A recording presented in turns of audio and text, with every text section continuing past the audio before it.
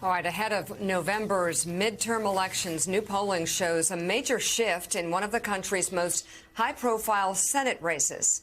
According to the latest survey from Quinnipiac University, Georgia incumbent Democrat Raphael Warnock has opened up a 10-point lead over Republican Herschel Walker. Until now, most polls showed Walker, a former college football star and longtime friend of Donald Trump's, leading or neck and neck with Warnock. That included a previous Quinnipiac poll from January, where just 1 point separated the two. But Walker's past has come under increasing scrutiny on the campaign trail, including allegations of domestic violence made by his ex-wife, which he says he's, quote, accountable for. As for the governor's race in Georgia, where Democrat Stacey Abrams is challenging incumbent Republican Brian Kemp for the second time, the new Quinnipiac poll shows a dead heat. Both candidates earned 48% of support, according to the new poll, virtually unchanged from January. Joe, what do you make of that? Well, you know, there's a lot to make out of this. First of all, we look at Brian Kemp tied with Stacey Abrams right now. That race is close. But you go to the Senate race, and here's Brian Kemp, a guy who, by the way, did not deny the credibility of the elections. In fact, he defended the election's credibility and said Biden won the state of Georgia, and they did recount several times.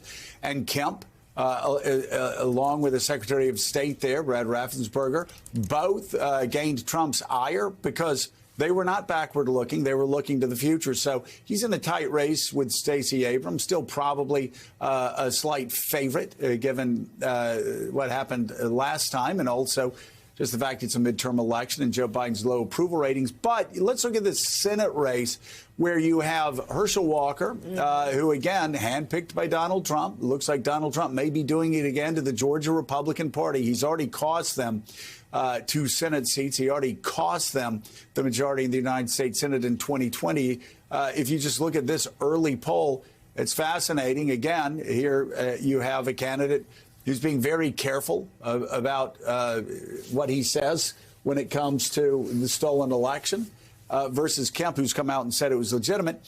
So, Peter Baker, to your point, you have a forward-looking and a backward-looking candidate. The forward-looking candidate doing far better. And you look at Warnock up by 10 here. You look at Dr. Oz's extraordinarily high disapproval ratings in the state of Ohio.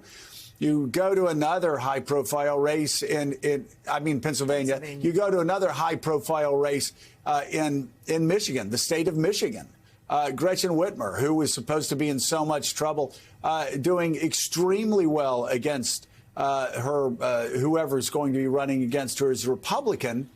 And what's so fascinating is the disconnect that we're starting to see in a lot of these races between Joe Biden's lower approval rating and these Democratic candidates' success. You look at Michigan especially. One of the more recent polls that I saw showed Joe Biden underwater with independents in Michigan, and Gretchen Whitmer doing extraordinarily well with that same group. Yeah, that's right. I think a lot of these Democratic Senate candidates are running against the headwinds of the Biden White House at this point. And the Biden White House knows that. They understand that they're not able to help a great deal with the approval ratings the president has being so low. But you're right. In the Senate, things are looking, at least competitive for the Democrats. If they can hang on to their incumbents and especially Raphael Warnock in Georgia, if they can pick off even a Republican seat in Pennsylvania, maybe even Wisconsin, where Ron Johnson is running for re-election, that they can not only hold the Senate, but potentially even get past this Manchin Sinema, paralysis they have, get to 52 votes, and perhaps maybe get some things done, maybe get rid of the filibuster on some issues that they would like to get rid of it on. The story in the House, obviously the opposite way. This does not look promising for Democrats.